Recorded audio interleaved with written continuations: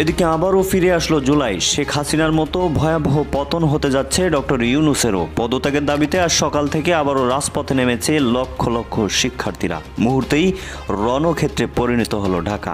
গত বছরের মতো ছাত্রদের উপর নির্বিচারে গুলি চালাচ্ছে পুলিশ এবং সেনাবাহিনী। হঠাৎ আবার উত্তপ্ত হলো সারা দেশ। শেখ হাসিনার মতো ডক্টর ইউনূসও যে কোনো সময় পালিয়ে যাওয়ার আশঙ্কা। সচিবালয়ের সামনে জড়ো হন বিভিন্ন শিক্ষা প্রতিষ্ঠানের ছাত্রছাত্রীরা। এ সময় সচিবালয়ের সবগুলো ফটক বন্ধ করে দিয়ে সামনে অবস্থান নেয় পুলিশ ও সেনাবাহিনী।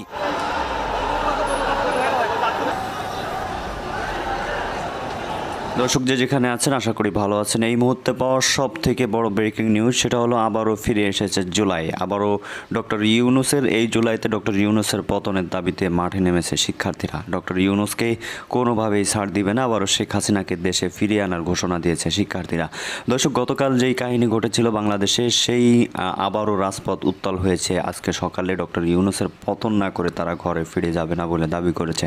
দর্শক কথা না বাড়িয়ে চলুন আমরা বিস্তারিত দেখে আসি। এর মাঝে বিক্ষুব্ধ হয়ে ওঠেন আন্দোলনকারীরা।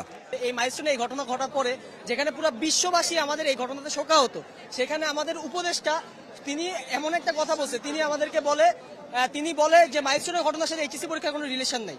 এটা কোনোদিন কথা? এই লাস্টে যদি কোনো রাজনীতি ঘটে বা রাজনীতি চলে, তাহলে বাংলাদেশে পুনরায় জুলাই বিবৃতি ঘটবে। এই যে এসএসসিতে যে রেজাল্টটা হয়েছে সেটা কিন্তু একবারেই আমরা বলতে পারি না শিক্ষার্থীদের দোষ। হ্যাঁ, শিক্ষার্থীদের দোষ ছিল, পড়ালেখা করে নাই, আমিও মানি, কিন্তু কথা হচ্ছে একবারেই শিক্ষা বোর্ড কখনোই সেটা একবারে ফেলে দিতে পারে না, তার দায়। পরিস্থিতি আরো উত্তপ্ত হয়ে পড়ে।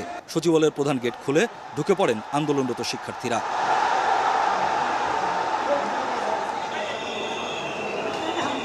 তাদের কেউ কেউ ভাঙচুর করেন বেশ কিছু গাড়ি। এক পর্যায়ে লাঠিচার্জ করে আন্দোলনকারীদের সচিবালয় থেকে বের করে দেয় আইনশৃঙ্খলা বাহিনী। আহত হন অনেক শিক্ষার্থী ও আইনশৃঙ্খলা বাহিনীর সদস্য করে পুলিশ। এক পর্যায়ে আন্দোলন ছড়িয়ে পড়ে গুলিস্তান ফুলবাড়িয়া এলাকায়।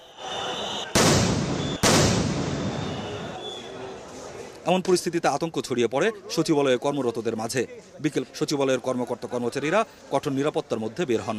তারা হঠাৎ করে গেটটা ভাঙলো, গেটটা ভেঙে ঢুকেই তারা যেটা সামনে পাইছে, প্রায় অনেক স্টুডেন্ট, প্রায় মনে হয় যে 1000-এর উপরে স্টুডেন্ট ছিল। তারা এই যে গাড়িগুলো সরকারি সম্পত্তি, সরকারি গাড়িগুলো ভাঙলো। অনেক পুলিশ আর্মি আহত হয়েছে, সাধারণ পাবলিক আহত হয়েছে, গাড়ি ভাঙছে। আগামীকাল থেকে অবশ্যই আরো নিরাপত্তা জোরদার করবেন, না হলে আমরা কি আসলে অফিস করতে পারবো কি পারবো না। কেপিআইভুক্ত প্রতিষ্ঠানে এমন ঘটনার পর পুলিশ সেনাবাহিনীর পাশাপাশি মোতায়েন করা হয় বিজিবি, কোস্টগার্ড, র্যাব। জুলাই আন্দোলনের বর্ষপূর্তির বাকি 2 সপ্তাহ। এরই মধ্যে বিমান দুর্ঘটনাকে কেন্দ্র করে বাংলাদেশের পরিস্থিতি সম্পূর্ণ বদলে গিয়েছে। গত বছর এই সময় কোটা বিরোধী আন্দোলনের জেরে উত্তাল ছিল ঢাকা সহ একাধিক শহর। শহরের রাস্তা জুড়ে একদিকে ছিল পুলিশ জনতার সংঘর্ষ, মুহুর্মুহু চলছিল টিয়ার গ্যাস, গুলি, সাউন্ড গ্রেনেড। সেই কাজে বেশি সক্রিয় ছিল পুলিশ। অন্যদিকে পথে থেকেও আন্দোলনকারীদের ভাঙচুর, দাঙ্গা হাঙ্গামা আটকাতে হাত গুটিয়েছিল সেনাবাহিনী।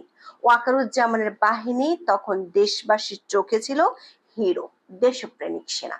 কিন্তু 1 বছরের মাথায় এখন তাদের দেখে ভুয়া ভুয়া স্লোগান দিচ্ছে শিক্ষার্থীরা। অবরোধ করে স্লোগান উঠছে উই ওয়ান্ট জাস্টিস। রক্তক্ষয়ী অভ্যুত্থানের মাধ্যমে ক্ষমতায় আসা সরকারের বিরুদ্ধে উঠছে শিক্ষার্থীদের মরদেহ গুম করার মতো গুরুতর অভিযোগ। সেনাবাহিনীর প্রাণঘাতী গুলি ছোড়ার দৃশ্য ভাইরাল হয়েছে 1 বছরের মাথায়। গোপালগঞ্জে রক্তাক্ত বিক্ষোভকারীর মাথায় বুটের আঘাত, কিংবা মাইলস্টোন স্কুল অ্যান্ড কলেজে শোকার্ত শিক্ষার্থীদের পেটানোর ঘটনায় হতভম্ব সারা দেশ। গত জুলাইয়ে আন্দোলনের সামনের সারির নেতারা সেনা পাহারা ছাড়া রাস্তায় বের হতে পারছেন না। ছাত্র বিক্ষোভের মুখে ঘন্টার পর ঘন্টা আটকে থাকছেন আসিফ নজরুলের মতো বাকপটুরা।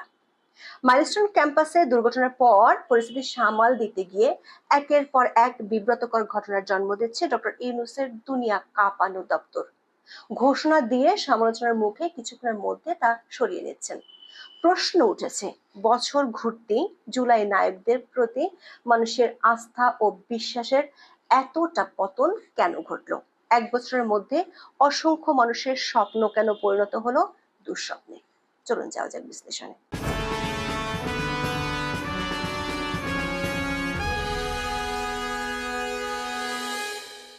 আইরিশ কবি উইলিয়াম বাটলার ইয়ার্স বিপ্লবের আগে পরের অবস্থা নিয়ে তার একটি বিখ্যাত কবিতা আছে, যেটি মাত্র 4 লাইনের। এই কবিতাটির নাম দ্য গ্রেট ডে। কবিতাটির শেষ line, the beggars have changed places but the lash goes on. মানে হলো, একটি বিপ্লব কেবল ভিক্ষুকের অবস্থানের পরিবর্তন ঘটায়, কিন্তু তাদের পিঠে চাবুকের আঘাত অপরিবর্তিতই থাকে। আগে যারা পায়ে হেঁটে বেড়াতেন, তাদের খুব ছোট একটি অংশ ক্ষমতায় গিয়ে ঘোড়ার মালিক হয়ে ওঠে, বাকিদের জীবন থাকে আগের মতোই। কখনো কখনো জীবনমান আগের চেয়েও দুর্বিষহ হয়েছে। যে বিপুল স্বপ্ন নিয়ে লাখ লাখ মানুষ বিপ্লবে যোগ দেয়, প্রাণ দেয়, বিপ্লবের পর সে স্বপ্নের বাস্তবায়ন সেভাবে কখনোই ঘটে না। বাংলাদেশে 2024 সালের জুলাইয়ের আগে এবং পরের ঠিক একই অবস্থা দেখা যাচ্ছে। জুলাই আন্দোলনে শাসকের বদল হয়েছে, কিন্তু নতুন যারা ক্ষমতায় এসেছেন তাদের শাসনে আরো অবনতির দিকে যাচ্ছে দেশ। শুরুর দিকে নতুন শাসক এবং তাদের সমর্থকেরা পরিবর্তন ঘটানোর জন্য সময় চাইতেন, তবে সেই পরিবর্তন 1 বছরেও আসেনি। উল্টো মবের রাজ্য শব্দটি এখন পরিণত হয়েছে একটি প্রাতিষ্ঠানিক শব্দ হিসেবে। দর্শক, এবছরের জুলাইয়ে আইন শৃঙ্খলা ও নিরাপত্তা বাহিনীর নির্মমতা যেন নতুন মাত্রা লাভ করেছে। গোপালগঞ্জে তাদের রুদ্রমূর্তি রেশ না কাটতেই ঢাকার মাইলস্টোন স্কুল অ্যান্ড কলেজে বিমান বাহিনীর প্রশিক্ষণ যুদ্ধ বিমান আশ্রে পড়ার ঘটনার জেরে তৈরি হয়েছে সংঘাতময় অবস্থা। স্কুলের ছোট 2 তলা ভবনের হতাহতের সংখ্যা নিয়ে তৈরি হয়েছে ধূম্রজাল। উত্তরে বিমান আশ্রে পড়ার পর উদ্ধার অভিযানে সীমাহীন সমন্বয়হীনতা, সরকার উপদেষ্টা ও রাজনৈতিক দলের নেতাদের দলবল নিয়ে হাসপাতাল ভ্রমণের ব্যস্ততা উস্কে দিয়েছে ব্যাপক ক্ষোভ। এরই মধ্যে আগুনে ঘি ছড়ায় মাইলস্টোন ক্যাম্পাসে শোকার্ত শিক্ষার্থীদের উপর সেনাবাহিনীর লাঠিচার্জ। এই সময় কয়েকজন শিক্ষকের সঙ্গেও দুর্ব্যবহারের অভিযোগ ওঠে। দর্শক, ঘটনাস্থলে দায়িত্ব পালন করা সাংবাদিকদের বাধা দেয়া এবং লাঞ্ছিত করার অভিযোগ উঠেছে ব্যাপকভাবে। সাংবাদিক শাকিল হাসান ফেসবুকে লেখেন, নিমতলী, আমিনবাজার, তাজরিন গার্মেন্টস, চুরিহাট্টা সহ অনেক অগ্নিকাণ্ড দুর্ঘটনা স্পট থেকে কভার করেছি। মাইলস্টোনে বিমান বিধ্বস্তের ঘটনায় যেভাবে পদে পদে গণমাধ্যমকে বাধা দেওয়া হয়েছে, এরকমটি আগে কখনো হয়নি। রাত 10টায় লাইভের মধ্যে এসেই বাধা দিয়েছে, অথচ আমরা ক্রাইম সিন এরিয়ার বাইরে ছিলাম। কলেজের শিক্ষার্থীরা কিন্তু নানা আশঙ্কার কথা বলেছে এরই মধ্যে। আশা করি সেসব সত্যি হবে না। তথ্যের অধিকার নিশ্চিত করা জরুরি, এতে গুজব বন্ধ হয়। একটি ভিডিও ফুটেজে দেখা গেছে ঢাকা মেডিকেল কলেজ থেকে ধাক্কা দিয়ে সাংবাদিকদের বের করে দেওয়া হচ্ছে। সরকারি তথ্যের অস্পষ্টতা, হতাহতের সংখ্যা নিয়ে ধূম্রজাল, দুর্যোগ পরিস্থিতিতে চরম অব্যবস্থাপনার মধ্যে সেনাবাহিনীর অসংযমী আচরণ পরিস্থিতি আরো জটিল করেছে। গভীর রাতে মরদেহ গুমের গুজবে উত্তাল হয়ে ওঠে মাইলস্টোন ক্যাম্পাস। এরই মধ্যে এইচএসসি পরীক্ষা চালিয়ে যাওয়ার সরকারি সিদ্ধান্তে অন্য প্রতিষ্ঠানের শিক্ষার্থীরা ক্ষোভে ফেটে পড়েন। শেষ পর্যন্ত আরো একবার চরম সমন্বয়হীনতা এবং অদক্ষতার পরিচয় দিয়ে রাত 3টায় আসে পরীক্ষা স্থগিতের ঘোষণা।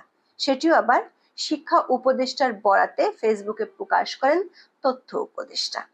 নতুন করে প্রশ্ন ওঠে, শিক্ষা উপদেষ্টা বা তার দপ্তরের তাহলে কি কাজ? দর্শক, দেশের প্রশাসনের যে কোনো ইস্যুতে সর্বোচ্চ ক্ষমতা প্রধান উপদেষ্টার। যেখানে পান থেকে চুন খসলে গত 1 বছরে প্রধান উপদেষ্টার দপ্তর বিবৃতি দিতে পিছপা হয় না, সেখানে পরীক্ষা পেছানোর জন্য শিক্ষা উপদেষ্টার জন্য 4 ঘন্টা ধরে অপেক্ষা নাটক করতে হয় কেন? দৈনিক প্রথম আলোর খবরে প্রশ্ন করা হয়েছে, রাত 2:45টায় কেন এইচএসসি পরীক্ষা স্থগিতের ঘোষণা?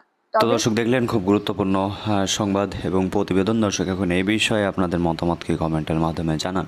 আসলে এই যেই শিক্ষার্থীরা মাঠে নেমেছে, যে জুলাই ফিরে এসেছে বলে ঘোষণা করা হচ্ছে, গতকাল একজন শিক্ষার্থী কিন্তু সে ঘোষণা দিয়েছিল যে যতবার স্বৈরাচার ফিরে আসবে ততবারই এই জুলাই ফিরে আসবে।